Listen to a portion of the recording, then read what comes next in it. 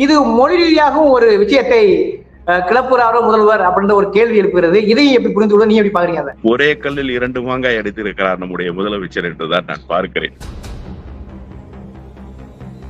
உங்களுடைய மாநில மொழியிலே தான் எங்கே சென்றாலும் உங்களுக்கு பெயர் பலகை வைக்க வேண்டும் என்கிற புதிய வழிகாட்டுதலை தமிழ்நாட்டிலிருந்து நாம் காட்டி இருக்கிறோம். இந்த தொகுதி மறுவரைக்கு எதிரான குரலை உயர்த்திட வேண்டும் என்று முதலமைச்சர் வகுத்த வியூகம் இன்றைக்கு வெற்றி பெற்றிருக்கிறது. இந்தியாவினுடைய தலைநகர் டெல்லி என்று எல்லோரும் கருதி கொண்டிருந்தோம். ஆனால் இந்தியாவினுடைய அரசியலை தீர்மானிக்கிற தலைநகர் சென்னை என்பதை இன்றைக்கு முதலமைச்சர் பட்டவர்த்தனமாக உணர்த்தி இருக்கிறார்.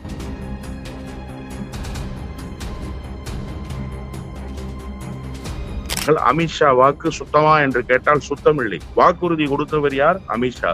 10 லட்சம் பேர் அந்த குடியுரிமையை இழப்பதற்கு காரணமாக இருந்தவர் யார்? அமித்ஷா. இப்போது தெரிகிறதா அமித்ஷாவினுடைய வாக்கு எத்தகைய சுத்தமான வாக்கு என்று? குடிகாரன் பேச்சு விடிந்தால் போச்சு என்று கிராமத்திலே சொல்வார்கள். இவருடைய பேச்சு